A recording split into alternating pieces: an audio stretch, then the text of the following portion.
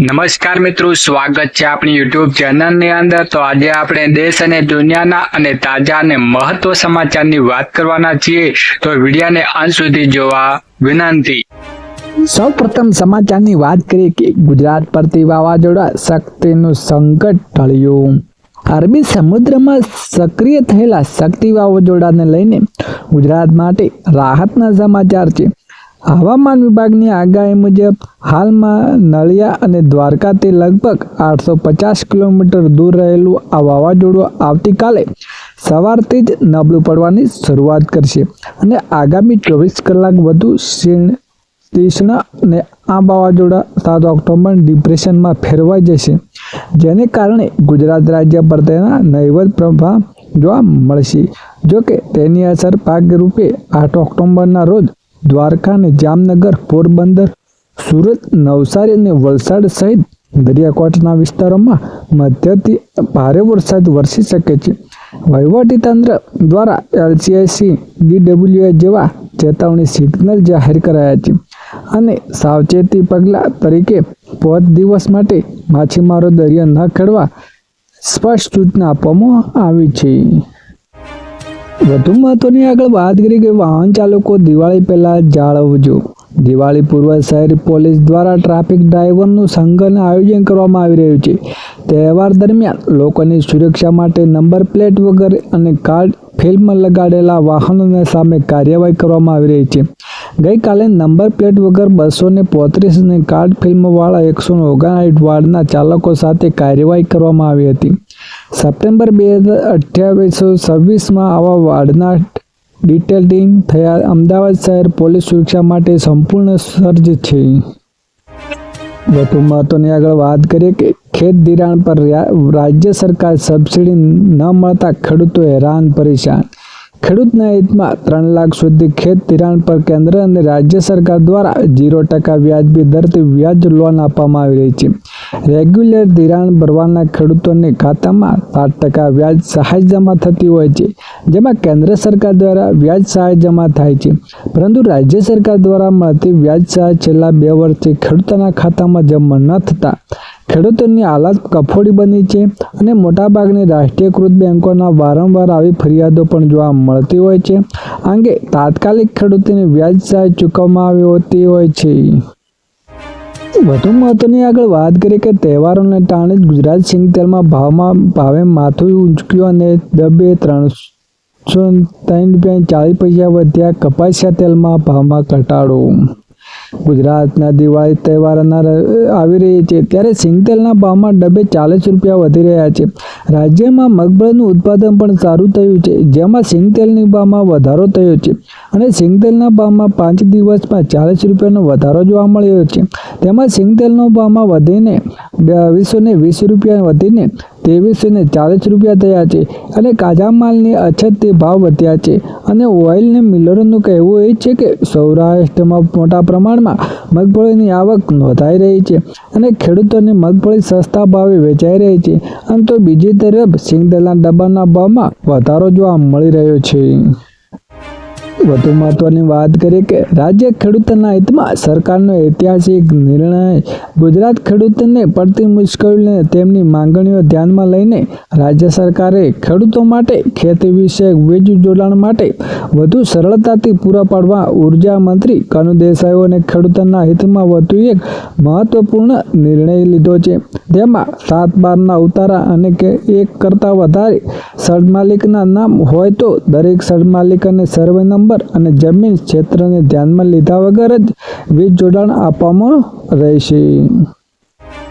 વધુ આગળ વાત કરીએ ખેડૂતોને દિવાળી પહેલા મળશે 21મો હપ્તો। દેશભરમાં ખેડૂતોએ PM કિસાન યોજના હેઠળ 2000 રૂપિયાનો 21મો હપ્તાની રાહ જોઈ રહ્યા છે। કેટલાક ખેડૂતોને આ હપ્તા મળી ચૂક્યા છે, પરંતુ દેશભરમાં લાખો ખેડૂતોના ખાતામાં હજુ પણ ચાલી રહ્યા છે। આ વખતે સરકારે 3 રાજ્યોના ખેડૂતોનો હપ્તો મોકલી દીધા। કિસાન સન્માન નિધિ આગામી હપ્તાને ક્યારે આવશે? પંજાબ, હિમાચલ પ્રદેશ અને ઉત્તરાખંડમાં આશરે 27 લાખ ખેડૂતોને 2000 રૂપિયા હપ્તો ટ્રાન્સફર થઈ ચૂક્યા છે અને આનું કારણ એ છે કે રાજ્યના તાજેતરમાં પૂરથી ખેડૂતોને નોંધપાત્ર નુકસાન થયું છે તે સરકારે રાહત તરીકે અગાઉથી જ હપ્તો મોકલી દીધો હતો અને દેશની બાકીના ખેડૂતોને વિચારી રહ્યા છે કે કિસાન સન્માન નિધિ યોજના હેઠળ આગામી હપ્તોને તે લેડ ખાતા ક્યારે આવશે? સરકારે પીએમ કિસાન સન્માન નિધિનો 21મો હપ્તો ક્યારે મોકલશે? સરકારે હજુ સુધી સત્તાવાર તારીખ જાહેર કરી નથી, પરંતુ ઘણા મીડિયા અહેવાલો અનુસાર દિવાળી પહેલા ખેડૂતોના ખાતામાં 2000 રૂપિયા ટ્રાન્સફર થઈ શકે છે. આનો અર્થ એ થાય છે કે પીએમ કિસાન યોજના હેઠળ આગામી 21મો હપ્તો 20 ઓક્ટોબર 2025 પહેલા મળી શકે છે. વધુ આગળ વાત કરીએ કે પેટ તૂટેલા રોડ, પાકને નુકસાન. ગુજરાતના પડેલા ભારે વરસાદને બાદ અનેક જગ્યાએ રસ્તાઓ તૂટી ગયા, જેના કારણે 1 વર્ષ પહેલા બનેલા રસ્તાઓની ગુણવત્તા પર સવાલો ઊભા થાય છે અને આ બાબતે મુખ્યમંત્રી ખૂબ જ નારાજ થયા છે અને તેમને જવાબદાર અધિકારી સામે કડક કાર્યવાહી કરવા આદેશ આપ્યો છે. કેબિનેટ બેઠકમાં તેમને નવરાત્રી બાદ સમારકામ શરૂ કરવા, ખેડૂતોને પાક નુકસાનનું વળતર ચૂકવવા પણ સૂચનાઓ આપી દીધી છે. વધુ આગળ મહત્વની વાત કરીએ કે ગેસ સિલિન્ડરના નવા ભાવમાં જાહેર. તહેવારોની સિઝનમાં સામાન્ય લોકો માટે ઝટકો લાગ્યો છે. કોમર્શિયલ ગેસ સિલિન્ડરનો વધુ મોંઘો થયા છે. પેટ્રોલિયમ કંપનીઓનો ભાવમાં 16.50 સુધીનો વધારો કર્યો છે અને દિલ્હીમાં ભાવમાં હવે 1580 વધીને 1575.50 થયા છે. જોકે ઘરેલું સિલિન્ડરના ભાવમાં કોઈ ફેરફાર થયો નથી. આ ભાવમાં મુખ્યમંત્રી રેસ્ટોરન્ટ અન્ય વ્યવસાયો માટે અસર થશે. વધુ આગળ વાત કરીએ કે ખેડૂતોને દિવાળી સુધરશે, બોનસ મળશે. સરકાર ખેડૂતોને તેમના ખરીફ પાકોને પોષણ ભાવમાં મળી રહે તે હેતુ ખરીફ પાક માર્કેટિંગ સિઝનમાં 2025 અને 26 માટે લઘુત્તમ ટેકાના ભાવમાં ડાંગર, બાજરી, જુવાર, રાગી અને મકાઈ ખરીદી જાહેર કરી છે. ગુજરાત રાજ્ય નાગરિક પુરવઠો લિમિટેડ દ્વારા ખરીદી 1 નવેમ્બર 2025 થી 30 જાન્યુઆરી 2026 સુધી કરવામાં આવશે. આ વર્ષે સરકારે બાજરી, જુવાર અને રાગી ટેકાના ભાવમાં ઉપરપટ્ટીમાં 300 રૂપિયા બોનસ આપવાની પણ જાહેર કરી છે. જે ખેડૂતો આ યોજનાને લાભ લઈ ઈચ્છુક હોય તેમને 1 થી 31 ઓક્ટોબર 2025 દરમિયાન બાયોમેટ્રિક ઓથોરિટી દ્વારા ઓનલાઈન નોંધણી કરવાની ફરજિયાત છે. વધુ આગળ વાત કરીએ કે 2021મો હપ્તો આવશે આ તારીખે. પ્રધાનમંત્રી કિસાન સન્માન નિધિ યોજના હેઠળ ભારત સરકાર લાભાર્થી ખેડૂતોને વાર્ષિક 6,000 રૂપિયા આપે છે. હવે તમામ લાભાર્થી ખેડૂતો યોજનામાં 21મા હપ્તાની રાહ જોઈ રહ્યા છે, જે ઓક્ટોબર મહિનાને રિલીઝ થઈ શકે છે. આ યોજનાનો 20મો હપ્તો પ્રધાનમંત્રી નરેન્દ્ર મોદીએ ઓગસ્ટ મહિનામાં બહાર પાડવામાં આવ્યો હતો. એવો અંદાજ છે કે ઓક્ટોબર મહિના બીજા સપ્તાહમાં હપ્તો બહાર પાડવામાં આવશે. વધુ મહત્વની આગળ વાત કરી કે મોટો ઝટકો, પેટ્રોલના ભાવમાં 105 ને પાર. કોલકાતામાં પેટ્રોલનો ભાવ દેશમાં તમામ મહાનગરો કરતાં સૌથી વધુ 105.41 પ્રતિ લીટર સુધી પહોંચ્યો છે. અમદાવાદમાં 94.49, મુંબઈમાં પેટ્રોલમાં 103.50 અને દિલ્હીમાં 94.70 પ્રતિ લીટરે છે. રાજ્યના લોકો અલગ અલગ કરને કારણે શહેર પ્રમાણે ભાવમાં મોટો તફાવત છે. 2022 પછી ભલે રાષ્ટ્રીય સ્તરે ભાવ સ્થિર હોય છતાં સ્થાનિક વેટ અને કરના કારણે ગ્રાહકોને ભાર સહન કરવો પડે છે અને જીએસટીનો ઘટ્યો પણ પેટ્રોલની કિંમત ના ઘટી. વધુ આગળ મહત્વની વાત કરીએ કે ચાંદીની ખરીદી પર નવા નિયમો. સરકાર હવે સોનાની જેમ ચાંદીની વેચાણ અને ખરીદી અંગે કડક બનાવવા જઈ રહી છે. ચાંદીના દાગીના પર હોમ માર્કેટિંગ ફરજિયાત બનાવવાની તૈયારી ચાલી રહી છે અને તેનો અર્થ એ છે કે ચાંદીની શુદ્ધતા અને ભાવમાં પારદર્શિતા વધશે અને રોકાણકારો અને ખરીદદારોને હવે વધુ વિશ્વાસ સાથે સોદા મળશે. અને નિષ્ણાતો હવે કહે છે કે આ ચાંદીના અભાવ પર અસર કરી શકે છે. ચાંદીના દાગીના ખરીદવા અથવા રોકાણ કરવાની યોજના બનાવવાની રહેલા લોકો નવા નિયમો ધ્યાનમાં રાખવા જોઈએ. વધુ આગળ મહત્વની વાત કરીએ કે એસબીઆઈ ક્રેડિટ કાર્ડ વપરાશકર્તાઓ માટે ફેરફારો. 1 સપ્ટેમ્બરથી એસબીઆઈ કાર્ડ ધારકો પર નવા ચાર્જ લાગુ થશે અને બિલ ચૂકવણી, ઇંધણ ખરીદી પર ઓઇલ ખરીદી દરમિયાન તમારે વધારાના ચાર્જ ચૂકવવા પડી શકે છે અને ઓટો ડેબિટ નિષ્ફળતા 2% દંડ વસૂલવામાં આવશે અને આંતરરાષ્ટ્રીય વ્યવહારો પર વધુ ચાર્જ વસૂલવામાં આવે છે અને ડિવોલ્ટ પોઈન્ટનું મૂલ્ય પણ ઘટી શકે છે. તેની તમારા ખર્ચનું અગાઉથી સંચાલન કરો છો. જો તમે SBI કાર્ડનો ઉપયોગ કરો છો તો અથવા ખર્ચો અગાઉ ટ્રેન રાખો જેથી બિનજરૂરી દંડ ટાળી શકે છે. વધુ મહત્વની આગળ વાત કરીએ કે ATMમાંથી પૈસા ઉપાડવાનો નવો નિયમ. કેટલીક બેંકો ATM ઉપાડવા પર નવા ચાર્જ લાવવાની તૈયારી કરી રહી છે અને નિર્ધારિત મર્યાદા કરતાં વધુ પૈસા ઉપાડવા પર વધારાનો ચાર્જ લાગે છે અને રોકાણ ઉપાડવાને બદલે ડિજિટલ પેમેન્ટને પ્રોત્સાહન આપવાનું સારું લાગે છે. વધુ આગળ વાત કરીએ કે FD વ્યાજ દરો. બેંકોના ડિફ્ટન ડિપોઝિટ પર વ્યાજ દર પર બદલાઈ શકે છે.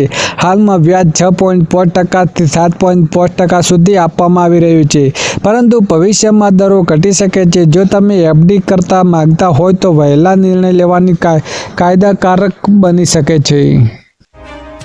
વધુ મહત્વની આગળ વાત કરીએ કે કપાસની આયાત ડ્યુટી મુક્તિ 31 ડિસેમ્બર 2025 સુધી લંબાઈ. કેન્દ્ર સરકાર કપાસની આયાત ડ્યુટીમાં મળતી મુક્તિની અવધિ 31 ડિસેમ્બર 2025 સુધી લંબાવાઈ છે. અગાઉ આ છૂટછાટ 30 સપ્ટેમ્બર સુધી હતી. આ પગલામાંથી કાપડ ઉદ્યોગનો મોટો લાભ થશે, કારણ કે US ટેરિફ નીતિના કારણે ઉદ્યોગ પર ભારે અસર પડી રહી છે. ભારતે 40 દેશોમાં કાપડ નિકાસ વધારવા માટે ખાસ ઝુંબેશ શરૂ કરી દીધી છે અને સરકારના આ નિર્ણય નિકાસમાં વૃદ્ધિ અને ઉદ્યોગોને રાહત મળી રહેશે છે. વધુ આગળ વાત કરીએ કે ખેડૂતોની આવક વધારવા નવી યોજનાઓ જોવે. સરકાર ખેડૂતોની આવક વધારવા માટે ખાસ પહેલ કામ કરી રહી છે. સરકાર એવા મોડેલ પર કામ કરી રહી છે જેનાથી ખેડૂતોને તેમના પાક સીધા ગ્રાહકોને વેચી શકે છે, જેનાથી વચેટિયાઓની ભૂમિકા ઓછી થઈ શકે છે. કૃષિ મંત્રી શિવરાજસિંહ ચૌહાણે જણાવ્યું હતું કે PTI સમાચાર અનુસાર તેમણે ગયા રવિવારે પૂસામાં લગભગ 400 ખેડૂતો સાથે વાત કરતા હતા અને આ વાતમાં કહી હતી કે કેન્દ્રીય મંત્રીએ એક સત્તાવાર નિવેદનમાં કહ્યું હતું કે ફાસ્ટમાં ટુ કમ્પ્યુટ મર્જર મોલ્ડર ખેડૂતોના નફો મેળવવામાં મદદરૂપ થશે. વધુ આગળ વાત કરીએ કે ખેડૂતો માટે લાભદાયક છે આ 5 મોટી યોજનાઓ.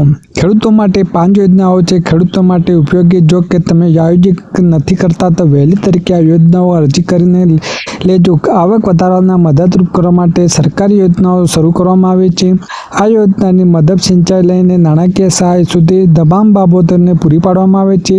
કિસાન ક્રેડિટ કાર્ડ યોજના 1998માં કેન્દ્ર સરકાર દ્વારા ખેડૂતોને તેમની હેઠળ કૃષિ માટે પર્યાપ્ત કેન્દ્રની યોજનાઓ હેઠળ ભારત સરકાર ખેડૂતોને કૃષિ માટે સરકારી સબસિડી રૂપે 4% રાહત દર કૃષિ લોન સાથે સહાય પૂરી પાડે છે. અત્યાર સુધી 2.5 કરોડનો યોજનાઓ લાભ લીધો છે. Yeah.